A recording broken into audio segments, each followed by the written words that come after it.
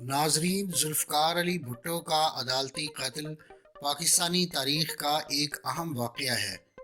जिस दौर में जनरल ज़ियाउल हक़ ने इक़्तिदार संभाला और फिर भुट्टो को फांसी दी गई, दुनिया दो हिस्सों में बटी हुई थी। अमेरिका कम्युनिस्ट रूस के ख़िलाफ़ बरसरे पैकार था और ये जंग इन दोनों मुल्कों की जोग्राफियाई हदूद के अलावा सारी दुनिया में लड़ी जा रही थी।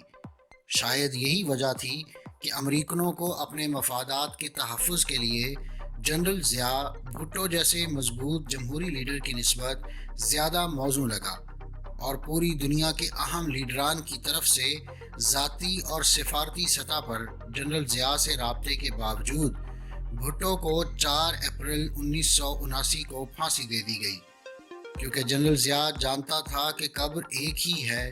अगर भुट्टो नहीं तो फिर वो खुद उस कब्र में जाएंगे। नाजरीन, भुट्टो की 42वीं बरसी के मौके पर तजस्सुस टीवी ये खसूसी वीडियो पेश कर रहा है, जिसमें भुट्टो के आखिरी दिनों और फांसी के दिन की तफसीलात पेश की जा रही हैं। अगर आप मुख्तलिफ साइंसी, तारीख़ी और इल्मी मौज़ूआत पर सोचते हैं और मज़ीद जानने का तजस्सुस रखते हैं तो सब्सक्राइब कीजिए हमारा चैनल और बेल आइकन दबाइए ताकि इन मौज़ूआत पर तैयार की गई हमारी वीडियोज़ आपको फ़ौरी मिल सकें। नाजरीन, भुट्टो जैसे मकबूल रहनुमा को जिस अवामी ताकत और सपोर्ट पर एतमाद था, उसका इजहार मुतवक्का शिद्दत से न होने की कई एक वजूहात हो सकती हैं।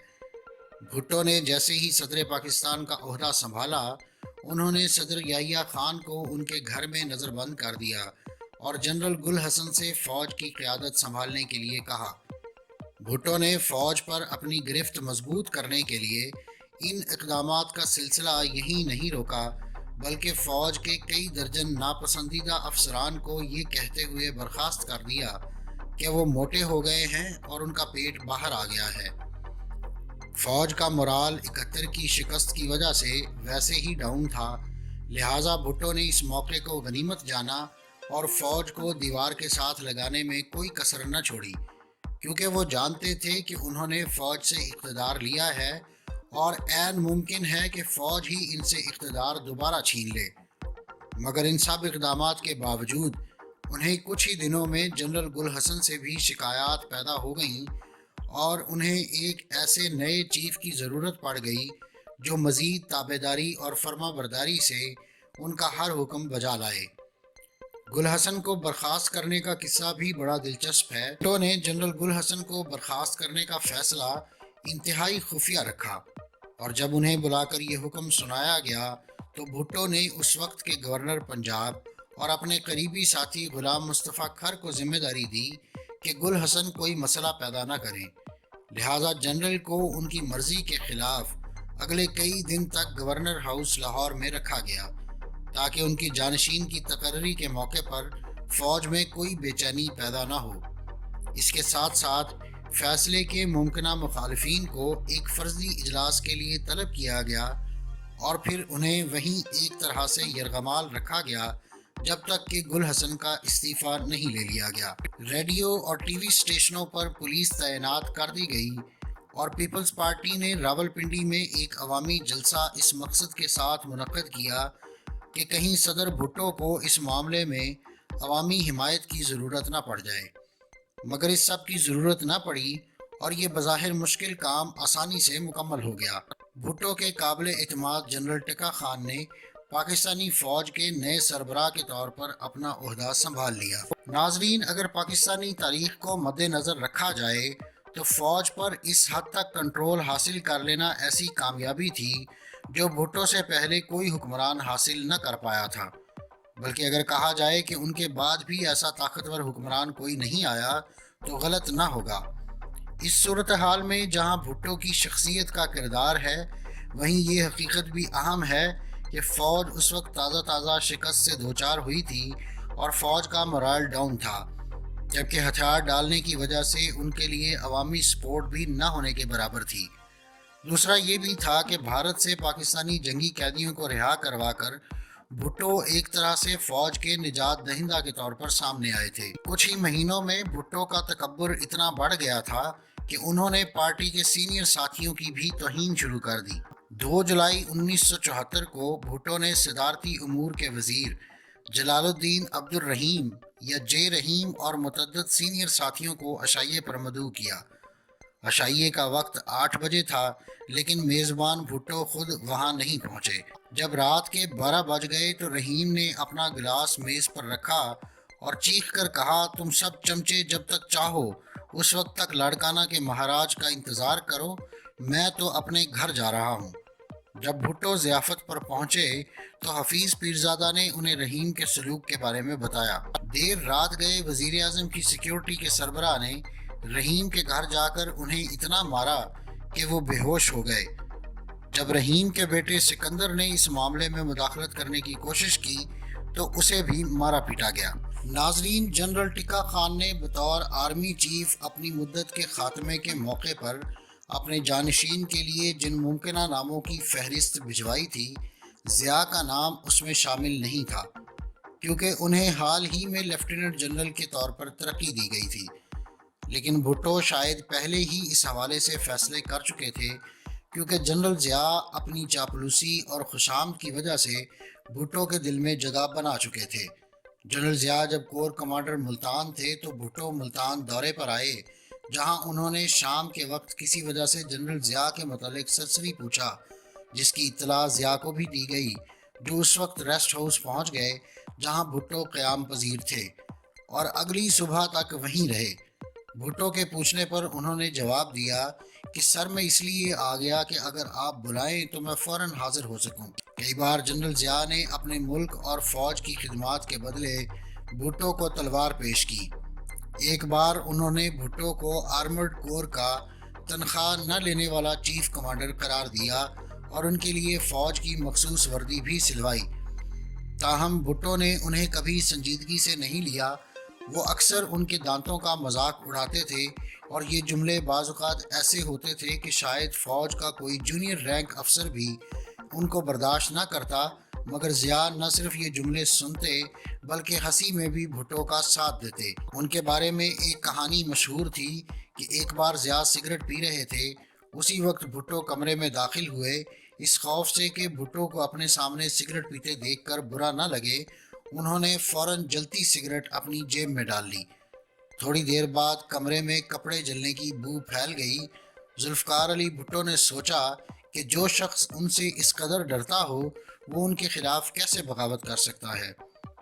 یہی وجوہات تھیں جن کی بنا پر شاید بھٹو کو لگا کہ ضیاء ہی وہ فوجی جرنیل ہے جو کبھی بغاوت نہیں کر سکے گا۔ اسی دوران بھٹو حکومت کے خلاف ملک بھر میں مظاہرے شروع ہو گئے۔ بھٹو کی بہترین کاوشوں کے باوجود امن و امان بحال ہوتا نظر نہیں آ رہا تھا۔ بھٹو نے مظاہرین کو خوفزدہ کرنے کے لیے انتہائی اقدام کا فیصلہ کیا اور فوج کو براہ راست فائرنگ کا حکم دے دیا، مگر لاہور میں 3 بریگیڈیئرز نے لوگوں پر فائرنگ سے انکار کر دیا۔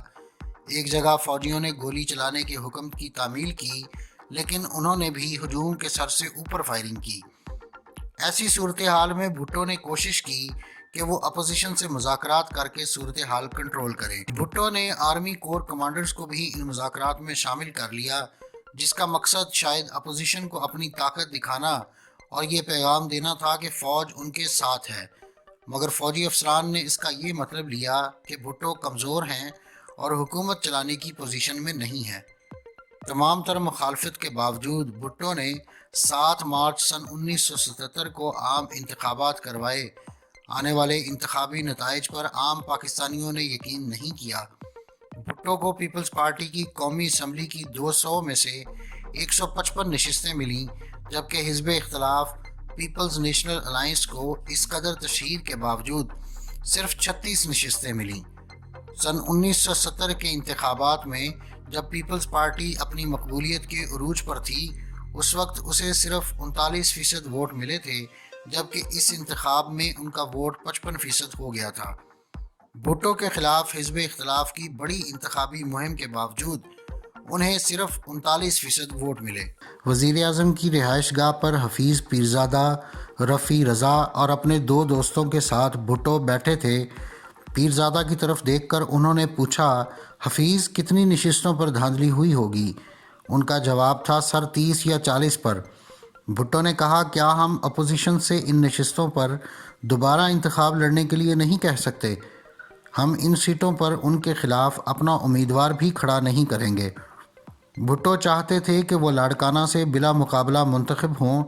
ان کے خلاف لڑنے والے امیدوار کو ایک اور سیٹ لڑنے کی پیشکش کی گئی تھی اور انہیں یہ بھی بتایا گیا تھا کہ وہ بلا مقابلہ جیت جائیں گے، مگر جب انہوں نے اس پیشکش کو قبول نہیں کیا تو انہیں اغوا کر لیا گیا تاکہ وہ اپنے کاغذات نامزدگی نہ بھر سکیں۔ بھٹو کی پیروی کرتے ہوئے پیپلز پارٹی کے قریب 18 امیدواروں نے بھی ایسا ہی بندوبست کیا اور انہی واقعات کی وجہ سے انتخابات میں گڑبڑ اور بد اعتمادی کی فضا بنی۔ بھٹو کی حکومت تو بن گئی مگر حالات ان کے لیے دن بدن خراب تر ہو رہے تھے۔ حکومت مخالف اتحاد میں شامل جماعتوں نے دھاندلی کی بنیاد پر بھٹو حکومت کو ناجائز قرار دیتے ہوئے استعفے کا مطالبہ کر دیا۔ بھٹو کے قریبی ساتھی مبشر حسن نے اپوزیشن کے ساتھ مذاکرات سے صورتحال کنٹرول کرنے کی کوشش کی مگر انہیں ناکامی ہوئی، جس کے بعد بھٹو حکومت کی طرف سے اپوزیشن کے خلاف کارروائیوں میں مزید شدت آ گئی اور بہت سے سیاسی مخالفین کو یا تو گرفتار کر لیا گیا یا پھر جان سے ہی مروا دیا گیا۔ فوج کے بہت سے سینئر افسران بھٹو کے بااعتماد تھے، جن سے انہیں یہ خبر ملی کہ فوج ان کا تختہ الٹنے کی کوشش کر رہی ہے، لہٰذا اس دباؤ کے تحت اپوزیشن کے ساتھ فوری اسمبلیاں ختم کر کے نئے الیکشنز کروانے کا معاہدہ کیا گیا، مگر اس کے باوجود جنرل ضیاء نے 5 جولائی 1977 کو بھٹو کو ان کے کیبنٹ منسٹرز سمیت گرفتار کر کے مارشل لا نافذ کر دیا۔ اسمبلیاں تحلیل کر دی گئیں اور 90 دن میں انتخابات کرانے کا وعدہ کیا گیا، تاہم 29 جولائی کو بھٹو اور پیپلز پارٹی کے کچھ دیگر سینئر رہنماؤں کو رہا کر دیا گیا۔ انہیں اگلے 2 ماہ میں 2 مرتبہ مزید گرفتار کیا گیا اور ان کو راولپنڈی جیل کے زنانے حصے میں ایک 7 بائی 10 فٹ کی کوٹھری میں قید کیا گیا تھا۔ بھٹو کو ایک پلنگ، گدا، چھوٹی سی میز اور ایک بک شیلف دی گئی تھی۔ بغل میں ایک چھوٹی سی کوٹھری تھی جہاں ان کے لیے ایک قیدی کھانا بناتا تھا۔ ہر 10 دن بعد وہ قیدی بدل دیا جاتا تھا تاکہ اسے بھٹو سے انسیت نہ ہو جائے۔ کبھی کبھی بھٹو کے دوست اور دانتوں کے مشہور ڈاکٹر نیازی ان کے لیے کھانا بھیجا کرتے تھے۔ شروع کے دنوں میں بھٹو جب بیت الخلاء جاتے تھے تو ایک سیکیورٹی گارڈ وہاں بھی ان کی نگرانی کرتا تھا۔ بھٹو کو یہ بات اتنی ناپسند تھی کہ انہوں نے تقریباً کھانا کھانا بند کر دیا تھا تاکہ انہیں بیت الخلاء جانے کی ضرورت ہی نہ پڑے۔ کچھ دن بعد اس طرح کی سخت نگرانی بند کر دی گئی تھی اور ان کے لیے کوٹھری کے باہر علیحدہ ایک بیت الخلاء بنوا دیا گیا تھا۔ بھٹو کو جیل کے اندر پڑھنے کی آزادی تھی۔ آخری دنوں میں وہ چارلس ملر کی خیبر، رچرڈ نکسن کی سوانح عمری، جواہر لال نہرو کی ڈسکوری آف انڈیا اور صدیق سالک کی وٹنس ٹو سرنڈر کا مطالعہ کر رہے تھے۔ 24 اکتوبر 1977 کو نواب محمد احمد رضا قصوری کے قتل کے الزام میں بھٹو کے خلاف لاہور ہائی کورٹ میں عدالتی کارروائی شروع کی گئی، جہاں جج مولوی مشتاق نے بھٹو کو سزائے موت سنا دی۔ بھٹو نے اس کے خلاف سپریم کورٹ میں اپیل کی۔ فروری سن 1979 میں سپریم کورٹ نے بھی ہائی کورٹ کے فیصلے پر 4-3 کے فرق سے مہر لگا دی۔ تاہم دنیا بھر کے متعدد رہنماؤں نے بھٹو کی سزا کو معاف کرنے کی اپیل کی، جبکہ بھٹو نے فیصلے کے خلاف نظر ثانی کی درخواست بھی دائر کی، لیکن اسے اس بنیاد پر مسترد کر دیا گیا کہ اس میں یہ بحث نہیں کی گئی کہ پچھلے فیصلے میں قانون کی کیا خلاف ورزی ہوئی ہے۔ آخر میں معاملہ رحم کی درخواست تک پہنچا۔ پاکستان میں یہ ضروری نہیں کہ مجرم یا اس کے اہل خانہ کی طرف سے صدر کے پاس رحم کی التجا کی جائے، لیکن پھر بھی اس خیال کے تحت کہ کہیں ضیاء یہ بہانہ بنا کر بھٹو کو پھانسی نہ دے دیں، ان کے اہل خانہ نے ان کے لیے کچھ نہیں کیا۔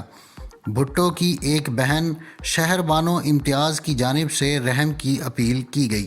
1 اپریل سن 1979 کی شام کو جنرل ضیاء نے سرخ روشنائی میں 3 الفاظ لکھے: پٹیشن از ریجیکٹڈ، یعنی اپیل مسترد کی جاتی ہے۔ بے نظیر بھٹو 2 اپریل 1979 کو صبح اپنے بستر میں لیٹی ہوئی تھیں، تبھی اچانک ان کی والدہ نصرت بھٹو کمرے میں یہ کہتی ہوئی داخل ہوئیں، پنکی گھر کے باہر جو فوجی ہیں وہ کہہ رہے ہیں ہم دونوں کو آج ہی تمہارے والد سے ملاقات کرنے جانا پڑے گا، اس کا مطلب کیا ہے؟ بے نظیر کہتی ہیں کہ مجھے معلوم تھا کہ اس کا مطلب کیا ہے، میری والدہ کو بھی معلوم تھا، لیکن ہم دونوں اس کو قبول نہیں کر پا رہے تھے۔